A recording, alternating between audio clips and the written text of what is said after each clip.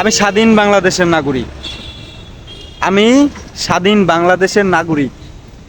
আমি কিভাবে চলবো না চলবো, কি করব না করব, এটা একান্ত আমার ব্যক্তিগত ব্যাপার।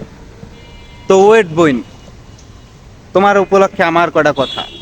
তুমি স্বাধীন বাংলাদেশের নাগরিক হইয়া হাফ প্যান্ট পরে ঘুরতে পারো, এটা তোমার অধিকার। তুমি স্বাধীন বাংলাদেশের নাগরিক হইয়া তুমি যেমন ইচ্ছা তেমন ড্রেস পরবা, এটা তোমার অধিকার। তো যেই বেটা ধর্ষণ করে, হ্যার কি স্বাধীনতা নাই? তুমি অশালীনভাবে চলা যদি তোমার স্বাধীনতা হয়, তাহলে যে বেটা ধর্ষণ করে ওটা তার স্বাধীনতা, তারও স্বাধীনতা আছে। তার মনে চাইছে তোমারে দইরা কাপাকাপ কইরা দিছে গা, এটা নিয়ে তো কান্দাকান্দির কিছু নাই। বাংলাদেশে যতগুলো ধর্ষণ হয়, কয়টা মাদ্রাসার ছাত্রী ধর্ষণ হয়, কয়টা পর্দা করা হচ্ছে নারী ধর্ষণ হয়?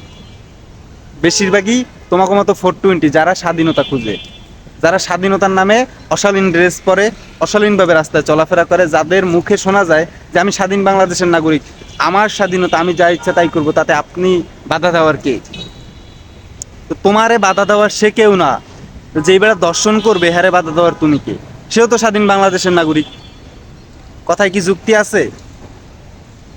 তো তোমার যদি যুক্তি থাকে এটা তুমি কমেন্ট করে জানায়া যাও। নেক্সট ভিডিওতে তোমার যুক্তি নিয়েও ভিডিও হবে। স্বাধীন বাংলাদেশে চলার অধিকার তোমার যেহেতু আছে, যেমন ইচ্ছে তেমন ভাবে, তাহলে দর্শকেরও অধিকার আছে ধর্ষণ করার। তারও মনে চাইছে সে করছে, তোমার মনে চাইছে তুমি বাইরে এসে উল্টো পাল্টা পাবে, তারও মনে চাইছে সে দইরা দিছে বাজায়া। তো তুমি যেই ধর্মেরই হও না কেন, কোনো ধর্মই বলে নাই যে অশালীনভাবে চলতে। প্রত্যেকটা ধর্মই শালীনতা মাইনা চলতে বলছে। তো কোনো ধর্মই শিক্ষা দেয় না অশালীনভাবে চলতে। তো যে অশালীনভাবে চলবা, নিজের ধর্ম অমান্য করে, তুমি মুসলিম হও, তুমি হিন্দু হও, তুমি বৌদ্ধ, তুমি খ্রিস্টান, কোনো ধর্ম বলে নাই অশালীনভাবে চলতে। ঠিক আছে, স্বাধীনতা বোঝার আগে নিজের ধর্মকে বোঝো, কাজে দিবে।